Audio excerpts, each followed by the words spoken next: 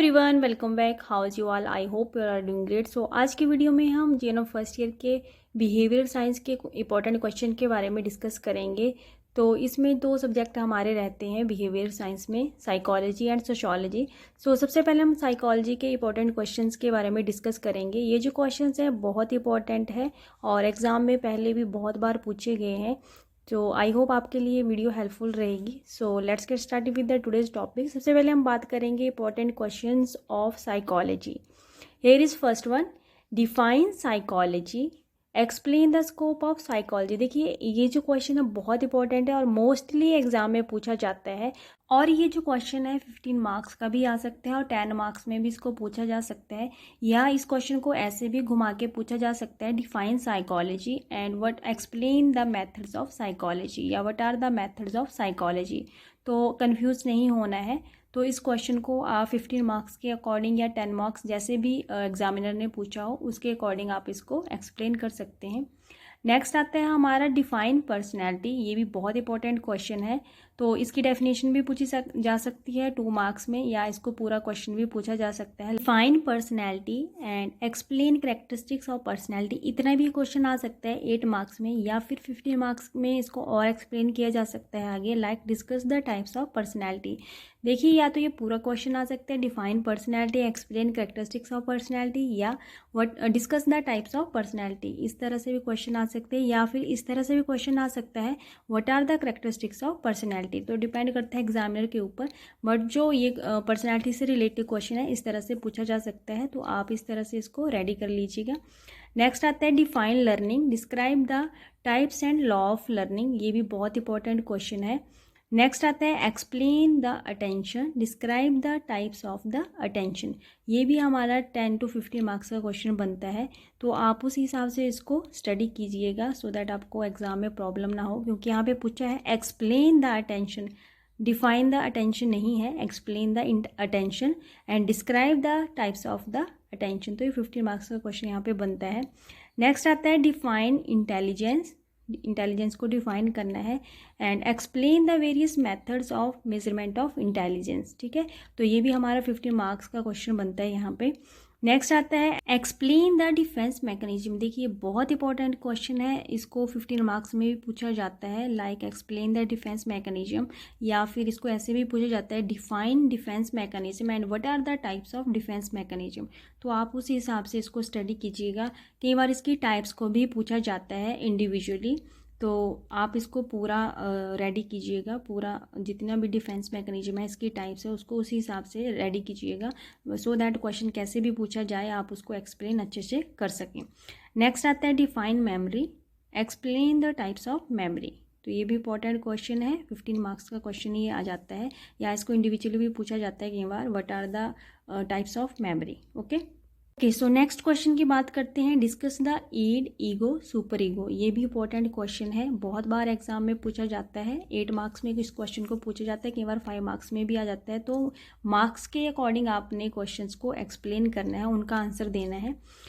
Next is explain the conflicts and frustration. ये भी important question है, इनका डिफरेंस भी पूछा जाता है कई बार, या फिर इस क्वेश्चन को थोड़ा सा घुमा के भी पूछा जाता है, define conflicts, explain the types of conflicts, या फिर फ्रस्ट्रेशन को भी ऐसे शॉर्ट नोट में भी आ जाता है कई बार, write short note on frustration. ये जो दोनों क्वेश्चंस है कन्फ्लिक्ट से रिलेटेड एंड फ्रस्ट्रेशन से रिलेटेड, ये भी बहुत इंपॉर्टेंट है।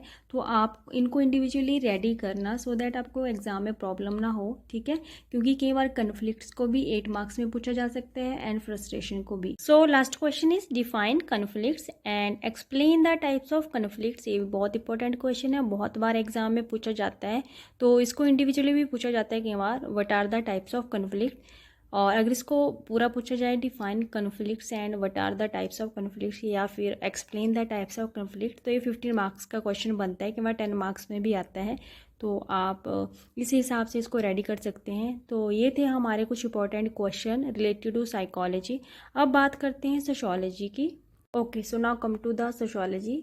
First question is define sociology and explain the scope of sociology. ये क्वेश्चन इतना इंपॉर्टेंट है कि हर बार इस क्वेश्चन को पूछा जाता है और 15 मार्क्स में इस क्वेश्चन को पूछा जाता है। और कई बार इसको 10 मार्क्स में भी पूछा जाता है, तो अकॉर्डिंग टू मार्क्स आप इसको एक्सप्लेन कर सकते हैं एग्जाम में।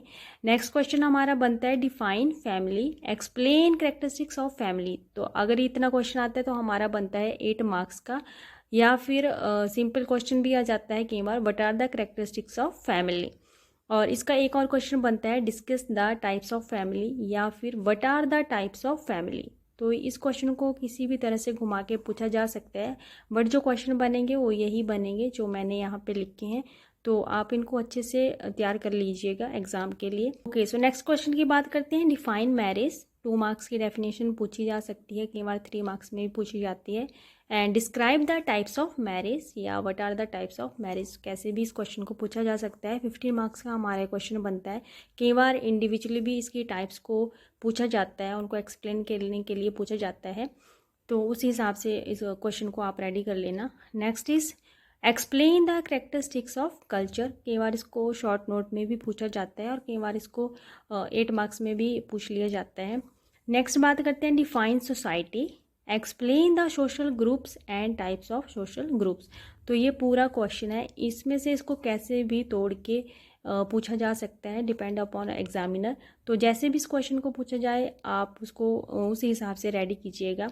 मतलब इस सोसाइटी का जो क्वेश्चन है पूरा, उसको पूरा ही आपने रेडी करना है, सो दैट आपको किसी भी टाइप का क्वेश्चन पूछ लिया जाए या किसी भी तरह से पूछ लिया जाए आपको कोई दिक्कत ना आए, ठीक है। एंड लास्ट क्वेश्चन की बात करते हैं, that is define dowry system. इसकी डेफिनेशन भी आ सकती है या फिर इस पे शॉर्ट नोट भी आ सकता है 8 मार्क्स का, या इसको पूरा 15 मार्क्स में भी पूछा जा सकता है, एक्सप्लेन डॉरी सिस्टम, ठीक है। तो ये थे सोशियोलॉजी के कुछ क्वेश्चंस, इंपॉर्टेंट क्वेश्चंस जो आपके लिए हेल्पफुल रहेंगे, तो इनको अच्छे से आप रेडी कर लीजिएगा। तो ये जीएनएम फर्स्ट ईयर का बिहेवियर साइंस का क्वेश्चन थे जो बहुत इंपॉर्टेंट थे, साइकोलॉजी एंड सोशियोलॉजी, ठीक है। जीएनएम फर्स्ट ईयर का ये सब्जेक्ट रहेगा। तो ये जो क्वेश्चंस मैंने आज डिस्कस करे हैं इनको अच्छे से आप प्रिपेयर कर लीजिएगा, सो दैट एग्ज़ाम में कोई दिक्कत ना आए। वैसे जो आपका सिलेबस है आपको उसके अकॉर्डिंग ही अपनी तैयारी करनी है, बट ये इंपॉर्टेंट क्वेश्चन है, इनको और अच्छे से आप तैयार कर लेना, और सिलेबस के अकॉर्डिंग तो आपको तैयारी करनी ही है, ठीक है। So this is all about today's video. मिलते हैं नेक्स्ट वीडियो में नेक्स्ट टॉपिक के साथ, तब तक के लिए बाय बाय, टेक केयर, खुश रहिए, स्वस्थ रहिए, थैंक्स फॉर वॉचिंग।